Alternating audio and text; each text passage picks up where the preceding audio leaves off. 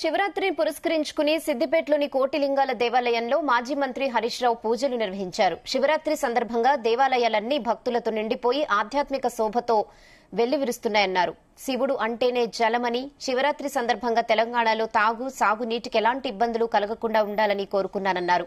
నాటి ముఖ్యమంత్రి కేసీఆర్ శివయ్య పేరు మీద కాళేశ్వరం ప్రాజెక్టు, శివుడి ప్రతిరూపమైన మల్లన్న పేరుతో మల్లన్న సాగర్ నిర్మించారని హరీష్ రావు గుర్తు చేశారు.